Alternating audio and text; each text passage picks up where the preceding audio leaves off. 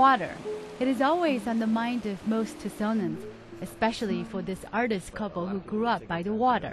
No, like a complete piece, because there's a lot going on. That's true. Kevin Johnson and Alexandra Fisher have an exhibit at the Hotel Congress all about this precious commodity.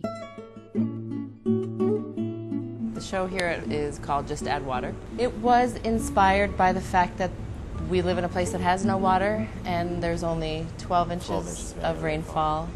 The way we bring attention to it, whether it's like playful or serious or talking about the power of it, it brings attention to it. And I think any kind of attention towards water in an environment like this where it is such an issue and there is such a lack of it, it's really important.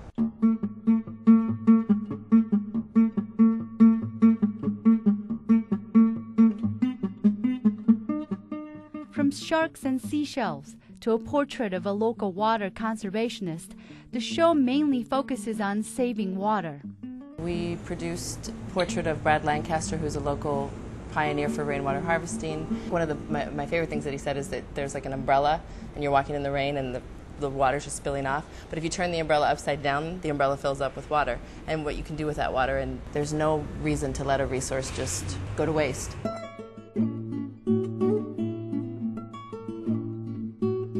The Stenocara beetle, which is inside the cup, is this beetle from Namibia. It's a very arid environment, more arid than Tucson is, or the Sonoran Desert is. And the structure of the beetle's back allows it to capture a little bit of water vapor out of the morning fog that comes off the Atlantic Ocean. Well, these two scientists went down and studied this beetle, and then they developed a fabric that mimics the surface of the beetle's back, and they're developing it so people in the area can also use this fabric then to harvest rainwater for themselves. A lot of our exhibitions are wish lists. We really want to spend some more time by the ocean. Yeah. The Joshua blossom was... looks like shells. Yeah, it definitely looked like shells. When we started putting that image together, it came across as just this beautiful... And people have said that at the opening. They're like, I love that pile of shells there. And then the other cactus we have in the show is the cholla cactus from just on the other side of Star Pass.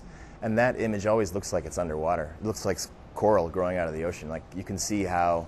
You know, the Sonoran Desert was a giant inland sea at one time. Just all kinds of self-references like to the environment.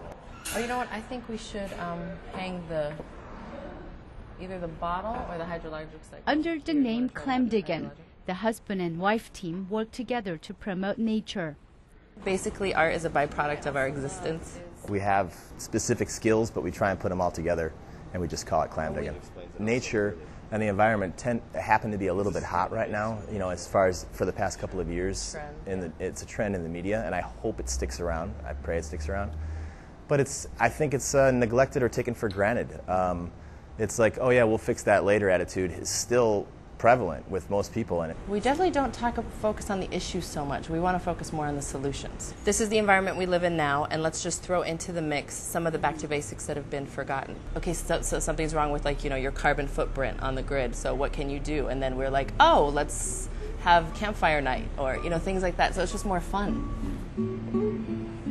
The main thing that I would like is just for people to stop for 1 second when they're using water the next time in their house, just to think about that it's a little bit more precious and it's not an unlimited resource. For KUAT, I'm Suyan Lee.